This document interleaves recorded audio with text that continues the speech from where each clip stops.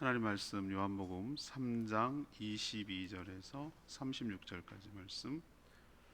요한복음 3장 22절에서 36절까지 말씀 교독하겠습니다. 오늘은 1월 22일 금요일 아침입니다. 1월 22일자 본문 요한복음 3장 22절에서 36절입니다. 신약성경 146쪽입니다. 그 후에 예수께서 제자들과 유대 땅으로 가서 거기 함께 유하시며 세례를 베푸시더라. 요한도 살렘 가까운 에논에서 세례를 베푸니 거기 물이 많음이라. 그러므로 사람들이 와서 세례를 받더라. 요한이 아직 옥에 갇히지 아니하였더라.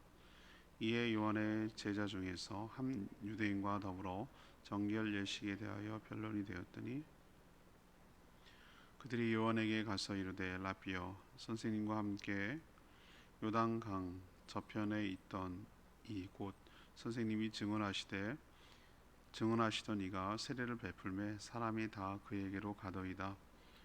요한이 대답하여 이르되 만일 하늘에서 주신 바 아니면 사람이 아무것도 받을 수 없느니라.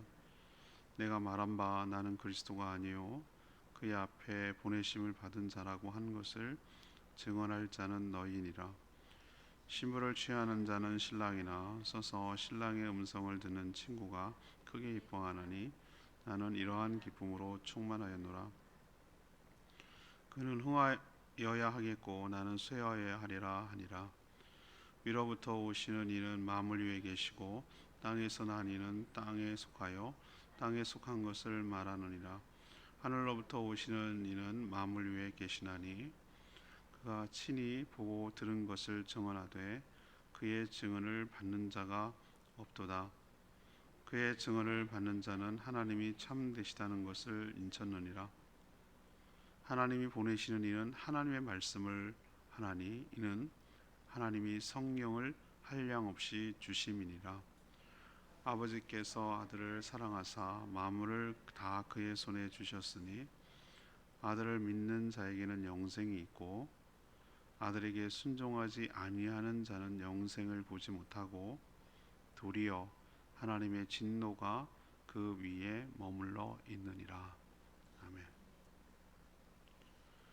세례요한의 제자들이 사람들이 다 예수님께 가고 있다고 스승인 세례요한에게 알렸죠. 세례요한은 자신은 그리스도가 아니고 앞서 보낸 자며 자신은 또 신랑이 아니며 신랑의 친구로서 그리스도고 신랑이 흥해하고 자신은 쇠해야 한다라고 말합니다. 자신은 땅에 속하여 땅의 것을 말하고 있지만 예수님은 하늘에 속한 분으로서 친히 보고 들은 것을 말씀하신다라고 얘기합니다. 하나님은 예수 그리스도에게 한량없는 성령을 주셨고 또 하나님의 정권을 받았기에 그에게 순종하는 자는 구원을 받는다라고 말하는 내용이 오늘 전체 내용입니다. 오늘 질문은 세례 요한의 고백은 무엇입니까? 세례 요한의 고백을 통해서 우리가 배울 수 있는 교훈과 도전은 무엇입니까? 이것이 오늘의 질문입니다. 먼저 첫 번째로 22절에서 29절까지 말씀을 근거로 자신은 신랑의 친구로서 매우 기쁘다고 고백했습니다. 예수님이 제자들과 유대에 함께 이유하면서 머물면서 세례를 베풀자 평소에는 세례 요한에게 가던 사람들이 이제는 방향을 틀어서 예수님께로 몰리기 시작했습니다. 세례 요한의 제자들은 걱정이 되어 스승에게 찾아가 지금 일어나고 있는 상황을 설명했습니다. 쉽게 말하면 이제는 스승님의 인기가 떨어지고 예수님께 사람이 몰려서 우리는 어떻게 하면 좋습니까? 이렇게 얘기하는 거죠. 표현이 뭐합니다만 이제 우리 식당에 사람 손님이 안 오고 다른 식당으로 갑니다. 뭐 이런 느낌인 거예요. 그런 식의 뉘앙스로 얘기한 거예요. 근데 놀랍게도 시샘하거나 세례요한이 어떻게 하면 좋지 대책회의를 하는 게 아니고 화내거나 염려하지 않고 기쁨으로 충만하다라고 제자들에게 고백을 하는 거예요. 이게 뭔 일입니까? 이게 가식일까요? 막 있는 척 하는 걸까요? 아니에요. 진짜가 그렇습니다. 세리요한이 참 존경스러운 것은 그는 처음부터 끝까지 자신의 아이덴티티, 그러니까 정체성, 자기가 누구인지를 잃어버리지 않았다는 거예요. 사람이 이러기가 얼마나 어려운 줄 아십니까? 정말 어려워요. 사람이 초지일관, 자신의 분수를 지키면서 내가 뭐 하는 사람인지를 잊어버리지 않고 그 자신의 중심을 지키면서 끝까지 자신의 사명을 다한다는 게 보통 어려운 것이 아니라는 걸 제가 깨달아요. 많이 넘어지는 사람 많이 봤습니다.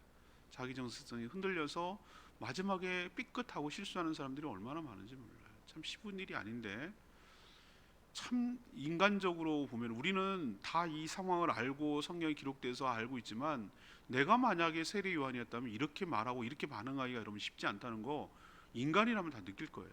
쉬운 일 아니에요 이거. 우선 27절에 뭐라고 얘기하냐면은 예수 그리스도의 활동이 하늘에서 주신 것이 아니라면 이것은 사람이 받을 수 있는 것이 아니라고 얘기를 했어요.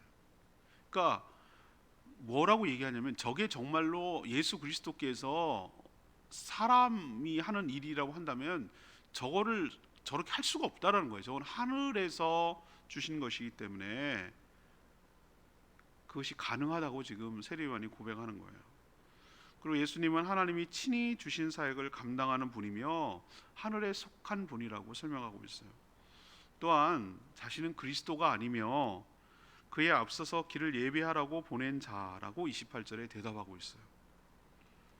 그리고 자신은 또 비유하기를 자신은 주인공이 신랑이 아니고 신랑의 친구, 들러리 같은 신랑의 친구로서 신랑이 행복해하고 신랑이 결혼하고 신랑이 결혼 준비하는 그것만 지켜보는 것만으로도 나는 충분히 뭐하다? 행복하다, 기쁘다라고 말하고 있어요. 29절에. 여러분 이게 쉽습니까? 근데 이거는 내가 누군지를 잊어버리지 않을 때 이게 가능한 거예요. 자기는 그리스도가 아니고 자기는 신랑이 아니고 자기는 그리스도를 예비하는 자고 자기는 신랑의 친구로서 충분히 주인공인 예수 그리스도 신랑 되신 그분이 높여지고 활동하고 사람들이 따르고 그의 말씀을 듣는 것만으로도 자신은 충분히 뭐하다? 기쁘다, 감사하다. 이렇게 살아갈 때 우리가 행복하고 복될 줄로 믿습니다. 제일 불행한 게 뭐냐면 남과 비교하는 거예요. 그게 불행한 거예요. 전 그렇게 생각해요. 눈도 다 육각형으로 생겼다고 그래요. 입자가 육각형이. 근데 아세요? 똑같은 눈이 하나도 없다는 거. 입자가 육각형이면 다 빤하잖아요. 그런데 육각형 가운데도 모양이 다 달라요. 모양이 다 달라요. 하나님이 그 정도 능력이 있는 분이에요. 쌍둥이도 나중에 보면 달라요. 다 달라요. 자기 몫이 있고 자기의 고유성이 있고 자기의 정체성이 있어요. 하나님께서 그 사람만의 고유함을 주셨어요. 다 달라요. 그래서 더 귀한 거예요. 세상에 나 하나밖에 없어요. 복제 인간은 없어요. 그리고 내 인생이 소중해요. 이기적으로 살라는 얘기가 아니라 남하고 비교하고 그렇게 살기에는 내 인생이 아깝고 소중해요. 나의 행복을 위해서 내가 받은 사명을, 주님께 받은 사명을, 자기 역할을 온전히 감당하는 것으로 만족하고 감사하고 행복해야 될 줄로 믿습니다. 여러분 왕이 행복해 보이세요? 저는 조선 왕조 이렇게 쭉 보면 왕만 있었겠어요? 그 당시에 수없는 민초들도 많고 수없는 사람도 있었을 거예요. 근데 저는 왕이 모든 권력을 가졌다고 행복해 보입니까? 늘 독살에 시달려야 되고 늘 그 반대 세력 가문에 시달려야 되고 저는 지레 죽었을 것 같아요. 그러니까 왕들이 그렇게 일찍 죽은 거예요. 솔로몬 행복했을 것 같아요. 모든 것이 헛되다는 거예요. 자기가 다 가졌잖아요. 다 누렸잖아요. 그런데도 하나님 해 아래 새 것이 없고 모든 것이 헛되다고 말하는 그 사람의 말을 잘 귀담아 들을 필요가 있어요. 뭐가 그러면 가장 행복한 거냐? 그러면 다 허무한 거냐? 아니요. 오늘 이 세례 요한에게서 전 진정으로 느껴요. 저는 모르겠어요. 저는 장보다 어시스턴트 하는 게 훨씬 더 전 체질이 맞는 것 같아요. 어떤 이렇게 막 장을 하는 거 있잖아요. 막 이렇게 막 하고 막 이름 내고 막 이런 거보다 그분을 잘 도와주는 역할을 좀 잘하는 것 같아요. 제 생각엔 그래요. 어시스턴트 해주는 거예요. 이렇게 옆에서 비서 역할 해주고 총무 역할을 해주고 잘 돋보이도록 해주는 거를 더 잘하는 것 같아요. 역할이. 그걸로 전 충분히 만족해요. 내가 스포트라이트 안 받아도 돼요. 내가 주인공이 안 돼도 돼요. 괜찮아요. 저는 전혀 그거에 대해서 시샘하거나 아우 나도 저 언젠가는 저 이런 생각 일도 없어요. 진짜예요. 이거는 진짜예요. 자기 역할이 다르고 자기가 하는 일이 다를 뿐이에요. 전 여러분들에게 세례요한의 기쁨이 여러분에게도 있기를 바랍니다. 내가 할 수 있는 일을 하고 내 역할에 충실하고 그러면 하나님께서 똑같이 1달란트, 2달란트, 5달란트처럼 2달란트 받은 사람도 5달란트 받은 사람과 똑같이 토시 하나 안 틀리고 똑같이 칭찬하고 있다는 거, 똑같은 대우를 받는다는 거 여러분 꼭 기억하시기를 바랍니다. 세상 사람들은 얼마나 크냐, 얼마나 많으냐, 얼마나 높으냐 이것 갖고 사람을 자꾸 수치로 비교하는데 하나님은 절대로 그렇게 하는 분이 아니에요. 처음부터 출발이 달랐는데 2, 5이었는데요. 하나님 2 받은 사람에게 5달란트 받은 사람처럼 요구하지 않으세요. 그걸 기대하지 않으세요. 기대한 것은 얼마나 많은데요. 그거 말고도 부자예요. 하나님은. 그걸 뭘 기대하냐면 이 사람에게 맡길 수 있나 없나를 보는 테스트하는 거예요. 성실함을 보는 거예요. 자기 역할을 잘 감당하느냐를 보는 거예요. 그거 명심하시고 세례요한처럼 자기가 아닌데도 그런 척하고 속이고 자기가 그리스도인 척하고 자기가 신랑인 척하는, 그래서 더 불행해지는 삶이 아니라 신랑의 친구로서 그리스도를 예비하는 자로서 그걸로 충분히 만족하고 감사하고 살아가는 복된 인생 되기를 축복합니다. 두 번째는 30절에 33절 말씀. 만물 위에 계신 분이니 흥해야 한다라고 고백을 했어요. 세례 요한은 예수님이 어떤 분인지를 정확하게 알고 있어요. 예수 그리스도는 위라는 것은 스카이, 블루 스카이 개념이 아니라 하늘이라고 하는 것은 천상, 다시 말해서 하나님이 계신 영의 세계를 말하는 거예요. 그거를 설명할 길이 없으니까 우리는 그냥 하늘에서라고 말하는데, 여기서 하늘은 우주의 개념이 아니라 영의 세계에서 오신 분이란 뜻이에요. 그러니 당연히 만물에 속하지 않죠. 만물에 속했으면 하늘에서 올 수가 없죠. 이 땅에 속한 것이죠. 오히려 만물 위에 계신 분이죠. 그러니까 다른 세계, 만물에 속해서 그 안에서 하는 게 아니라 그것을 벗어난 세계에 계신 분이란 뜻이에요. 만물 위에 계시다는 것이. 만물 위에 있다는 것은 만물처럼 피조된 것이 아니라 피조물 밖에 있다는 뜻이에요. 이 말은 만물을 창조하시고 만물을 다스리는 분이란 뜻이에요. 이에 비해 자기 자신은 땅에 속한 자로서 땅에 속한 것을 말할 뿐이고, 반대로 예수님은 하늘에 속했고 소속이 하늘에서부터 오신 예수님은 하늘에서 친히 본 것 그리고 들은 것을 얘기해 주는 거라는 거예요. 하나님이 시공을 초월하는 분이 그분이 다 보셨을 거 아니에요. 아실 거 아니에요. 그래서 오신 거 아니겠어요. 차원이 달라요. 차원이. 이 땅에 일어나는 일만 보는 우리와 모든 것을 다 알고 보고 들은 예수님과 얘기하는 게 차원이 다르죠. 그렇게 지금 소개하고 있어요. 그러니 그 증언은, 예수님이 말하는 증언은 32절 말씀대로 참이다라고 얘기를 하고 있어요. 참이다. 하나님의 영광 가운데 계셨던 예수님은 인간이 제약을 받는 시공을 초월하여 모든 것을 알고 계십니다. 그러니 그가 말하는 모든 것들은 뭐하다고요? 진실하다고요. 그의 말을 듣는 자도 참되다고 말하고 있어요. 그래서 그는 어떻게 되냐면은 세례 요한이 뭐라고 그러냐면, 그는 하늘에 속한 분이고 하늘에서 본 것을 들은 것을 말하는 분이니 그는 뭐 해야 되고? 흥해야 되고 더욱 그분이 더 드높이고 돋보이고 그분의 말씀이 널리 퍼져야 되고, 나는 그분이 그렇게 할 수 있는 것으로 충분히 만족하니 나는 오히려 점점 조명에서 사라지고 그것만으로도 오히려 충분하다. 내가 더 조명을 받으면 주인공이 돋보이진 않잖아요. 정말 잘하는 조연은 주인공이 더 잘 돋보이도록 하는 역할을 하는 것이 조연이 잘하는 거예요. 자기가 막 주인공처럼 설치면 컷 하고 자꾸 계속 그런 식으로 죽어야 되는데 안 죽고 그러면 영화에서 아웃되는 거예요. 영화 감독이 볼 때. 정말 주인공이 잘 이게 하도록 돕는 역할이 조연을 진짜 잘하는 거거든요. 우리도 조연으로 충분히 만족하고 세례 요한처럼 예수님을 더 돋보이게 하는 삶으로 살아가는 저희들 되기를 원합니다. 세 번째는 34절에서 36절까지 말씀이에요. 전권을 가진 분이니 순종해야 한다라고 고백합니다. 세례 요한이 예수님이 누구신지 아는 수준이 정말 탁월해요. 성령님께서 그 모든 것을 알게 했기 때문입니다. 예수님은 하나님이 보낸 분이라고 고백하고 있어요. 그러나 하나님은 예수 그리스도께 한량없는 성령을 부어 주셨어요. 그래서 하나님의 말씀을 하실 수 있도록 그렇게 하신 거예요. 하나님은 독생자 예수 그리스도를 지극히 사랑하셔요. 그래서 자신이 창조한 만물을 모두 예수 그리스도의 손에 주셨습니다. 이 말은 만물의 통치권과 만물의 심판권을 누구에게 줬어요? 예수 그리스도께 주셨다는 거예요. 우리는 삼위일체 하나님이기 때문에 뭐 그분이 그분이고 그분이 그분이 아니야 라고 할 때 달라요. 원래는 성부 아버지가 갖고 계시던 권한이었어요. 근데 그걸 누구에게 위임했다고요? 순종하는, 죽기까지 순종하는 아들 예수 그리스도에게 이 권리를 위임한 거예요. 통치권, 심판권을 위임했어요. 그래서 예수 그리스도를 대적하고 예수 그리스도를 불신하는 것은 곧 하나님을 그렇게 하는 거예요. 예수님을 영접하고 받아들이는 것 하나님을 그렇게 하는 거예요. 하나님 그렇게 여겨요. 동등하게 취급하셨어요. 구원의 방법, 기준 모두 누구에게 맞춰졌냐면 예수 그리스도께 맞춰졌습니다.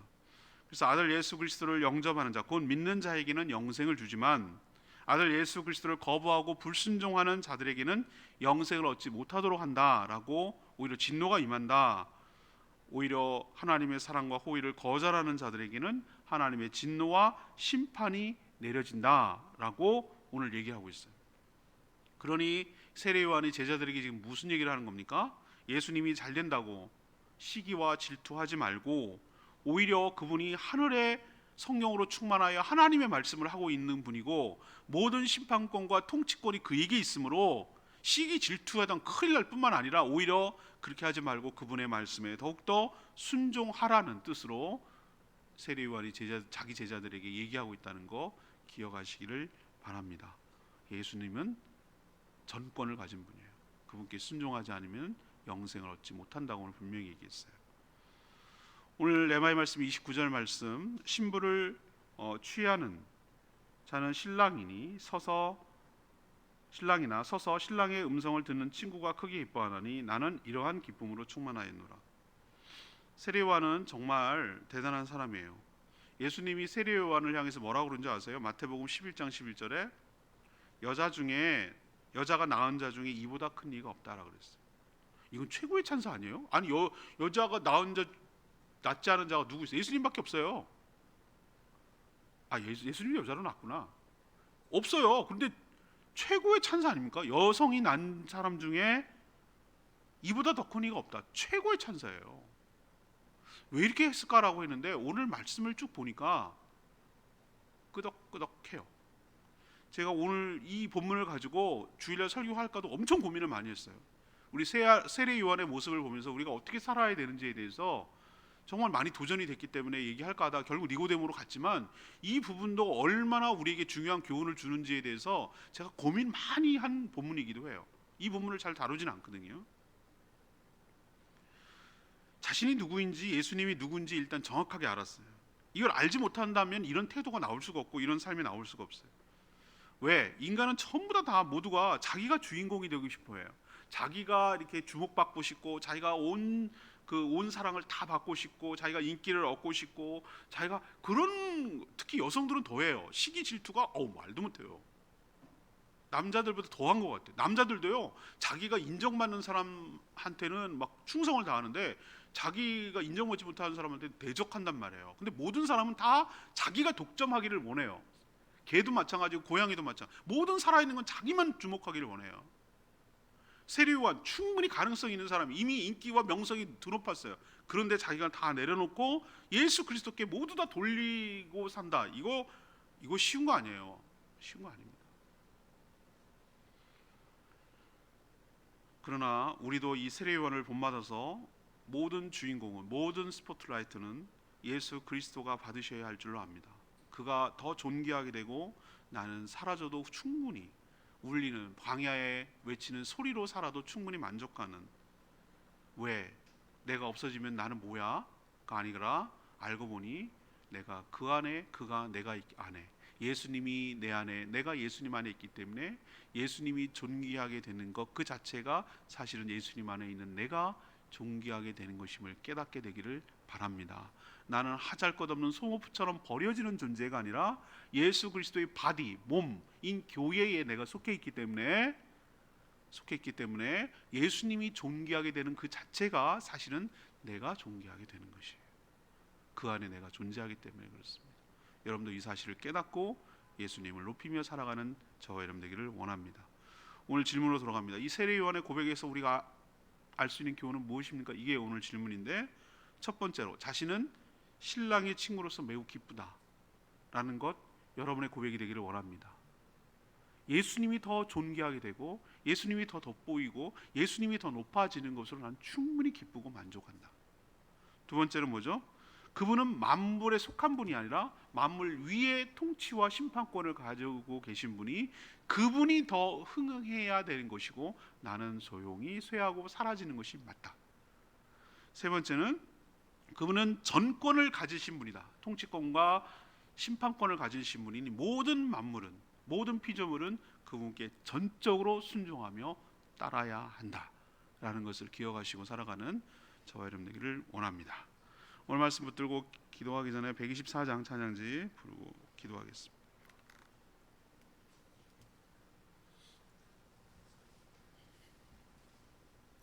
찬양지 124장 기뻐하며 왕께 노래 부르리. 세례 요한이 주님을 향해서 이렇게 살았음을 고백하고 우리도 이렇게 살기를 원합니다.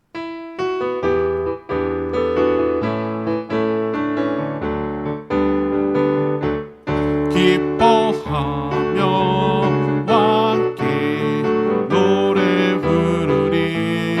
소리 높여 할렐루야 부르리. 주님 앞에 나와 찬양 드리며 주의 주님과 함께 기뻐하리라. 나의 창조자, 나의 구원자, 나의 귀한 나의 예수님 찬양합니다. 나의 치료자, 나의 선한 목자 되신 주 예수 나의 주 찬양하리. 여러분, 세례 요한이 당연하지 이렇게 생각하지 마세요. 여러분이 세례 요한 입장을 딱 돌아가면 이렇게 살아가는 것이 얼마나 더 어렵다는 거 여러분 알아야 돼요. 그렇지만 자기가 비우고 자기 정체성을 잃어버리지 않고 끝까지 그렇게 초질관해서 인생을 살았다는 것이 전 오히려 훨씬 더 대단해 보여요. 그래서 예수님이 여자 중에 낳은 중에 이보다 더 큰 자가 없다고 말씀하신 이유를 알겠어요. 우리도 예수님을 더 높아지고 예수님이 더 존귀하게 되고 예수님이 더 흥하게 되고 예수님께 전적으로 순종하고 나는 그 안에 있으므로 예수님이 잘 되는 것이 곧 내가 잘 되는 것이고 예수님이 흥하는 것이 곧 내가 잘 되는 것이고 예수님이 존귀하게 되는 것이 그 안에 있는 나 역시 존귀하게 되는 것임을 기억하고 주님을 더 드높이며 주님을 전하며 살아가는 저희들 되게 달라고 주여 외치며 기도합니다. 주여 하나님,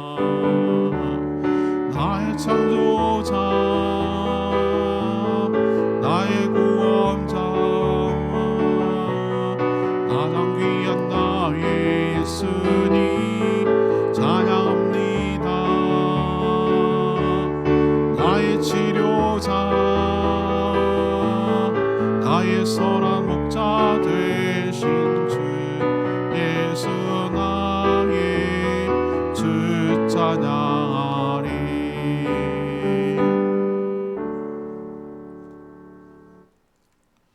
하나님, 저희가 세례 요한의 고백을 통해 많은 도전을 받습니다. 세례 요한의 삶을 저희도 본받게 하여 주시옵소서. 내가 누구인지, 예수 그리스도께서 누구인지를 정확하게 알고 거기에 합당하도록 처신하며 살게 하여 주시옵소서. 신랑이신 예수님의 음성을 듣는 신랑의 친구로서 만족하며 신랑의 결혼을 진심으로 기뻐하며 축하하는 저희들 되게 하여 주시옵소서. 주님은 하늘에 속한 분이며 만물 위에 계신 분임을 믿습니다. 이미 하늘에서 모든 것을 보고 들었으니 모든 말씀이 진리이며 참되심을 믿습니다. 모든 정권을 가지고 심판하시니 온전히 순종함으로 영생을 얻어 천국 가게 하여 주시옵소서. 오늘도 하나님 간구하는 모든 기도마다 주님께서 응답하여 주시기를 원합니다. 오늘 하루도 주님과 동행하는 복된 하루 되게 하여 주시고 모든 모이는 목장들마다 복 내려 주시옵소서. 주님께 모든 것 맡기옵고 예수 그리스도의 이름으로 축복하며 기도합니다. 아멘. 충분히 기도하고 하루를 시작하겠습니다.